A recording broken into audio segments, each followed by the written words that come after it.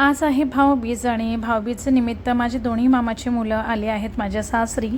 आणि यावेळी असं झालं की सगळेच सासरी न येता दोन भाऊ माझे माहेरी येणार होते, कारण त्यांना त्या दिवशी येणं पॉसिबल नव्हतं. त्यामुळे बघितलं तर भाऊबीजेच्या दुसऱ्या दिवशी मला जायचं होतं माहेरी. आता हे दोघं आलेले आहेत, त्यांना ओवाळून घेतलं, जेवण झालं आणि हे गेले. आणि त्यानंतर दुसऱ्या दिवशी मी इथे आले आहे माझ्या माहेरी म्हणजे कल्याणला. आणि इथे रुईची मामे बहीण बघितलं तर त्याला ओवाळते. आणि इथे जरा आम्हाला ओवाळून घ्यायला जरा जीवावरच आलेलं, पण सगळ्यांनी फोर्स केलं. मग गडी बसले पाटावरती आणि मग इथे छोट्या बहिणीने त्याला ओवाळून घेतलं. ओवाळणी झाली आणि त्यानंतर नंबर लागला आमच्या घरातल्या सगळ्यात छोट्या बाळाचा, ते म्हणजे युवीचा. आणि आता युवी पाटावर बसला आणि त्यालाही काय झालेला तर तोही ओवाळायला लागला आणि रडायला सुरुवात झाली. आणि अशी ही छोट्यांची ओवाळणी झाल्यानंतर आता नंबर लागणार आहे तो आमचा मोठ्यांचा.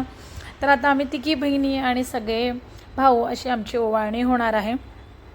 आणि नेमकी भाऊबीजेला गंमत अशी झाली की सगळेजण येणार म्हणून आम्ही नॉनव्हेज बनवलं. आणि नेमके ऐन टाईमवर माहीत पडलं की आज हे लोक नॉनव्हेज खात नाही. मग पुन्हा व्हेजच्या स्वयंपाकाला आम्ही लागलो आणि नुसता गोंधळ. एकतर एवढे मेंबर घरामध्ये, भावाची फॅमिली आलेली, दुसऱ्या भावाची फॅमिली, आणि पूर्ण घर चिल्ल्या पिल्ल्यांनी भरून गेलेलं होतं.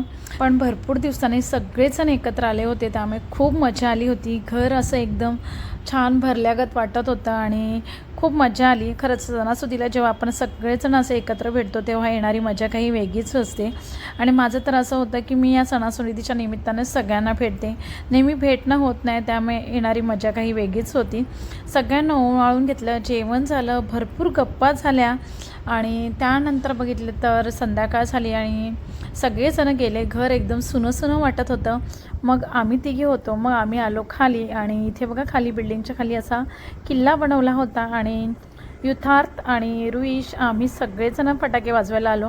आणि हा छोटा गडी आमचा बिलकुल फटाकेला घाबरत नाही, किती आवाजाचे फटाके लावा पण गडी एकदम एन्जॉय करतो. आणि यानेसुद्धा बघितलं तर आपटी बॉम्ब मुठीत भरले आणि टाकले, धुमाकूळ घातला पार दोघांनी मिळून.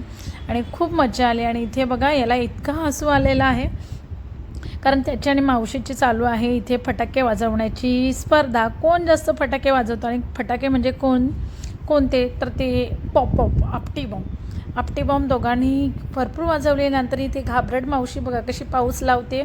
आणि दोघंही एवढे घाबरतात पण पाऊस लावायला काही सोडत नाही.